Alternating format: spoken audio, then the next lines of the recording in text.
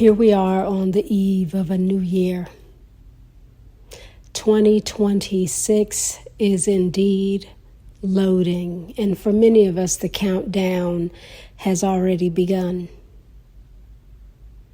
2025, it seemed to have flown right on by. In this moment, I'm thinking reflectively over the year, while also contemplating what is to come, both knowns and unknowns. And as I think about 2025 and the many events, including turning 50 and many other things, I'm reminded of how time is such an illusion. In one moment, we're inviting in freshness, newness, a new year, start of new beginnings, such as 2026 that is loading. And then somewhere or sometime shortly thereafter, it's almost as if the year goes stale. Or this word my partner and I have started to use, soggy. You can use it for anything that basically is not on the path. The year went soggy at some point. Like we forgot all of the meaning and purpose. We forgot about the manifestations, the intentions, the resolutions. Instead, we at some point just lose ourselves in the day-to-day, the routine of it all. So it goes a bit stale. It becomes a bit soggy. So as I contemplate 2026, again, both the knowns and the unknowns, one thing I'm thinking about is how I might practice staying awake and alert throughout the year, not allowing the year to become stale, go soggy, but to keep it actively moving forward. Actively cultivating intentions, actively present to myself in the way. How might I practice that, cultivate that? And not from a what do I need to do? No, it's not about doing. The doing is done. It's more, how might I show up in my life for myself in a being way?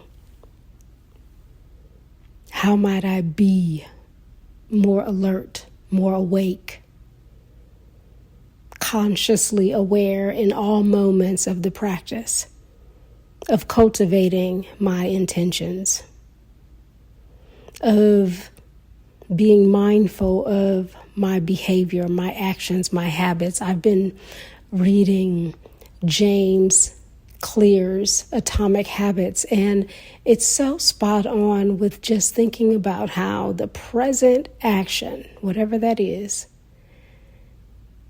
impacts the future. Does it positively impact the future? Negatively? What are my habits?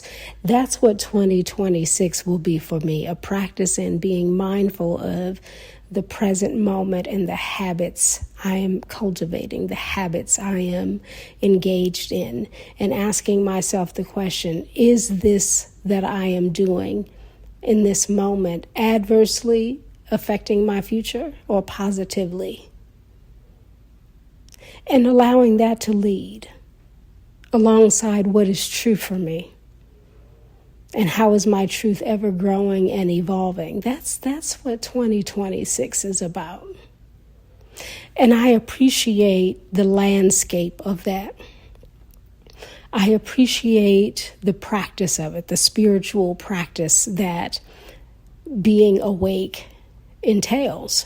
In order to be awake, I have to be in tune, which means I'm cultivating something beyond myself while also fully connected to myself, to, I guess, the soul of me, my core. That's the beauty of ushering in this new year for me. That I get to be more present for myself. I get to be more awake and alert to the present being of myself and being accountable, which is the cultivation of the habits, being accountable to myself and how I'm moving, being in the world for myself and for others. Yeah, I'm excited. And so as I contemplate 2026 and reflect on 2025 and all that was, I invite you to give contemplation to this new year, to think more deeply about yourself in a big picture.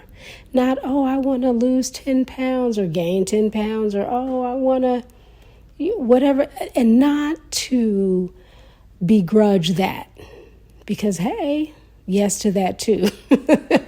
It's just something deeper that's actually more sustaining, and in the end even gives energy to the momentum of doing the other things.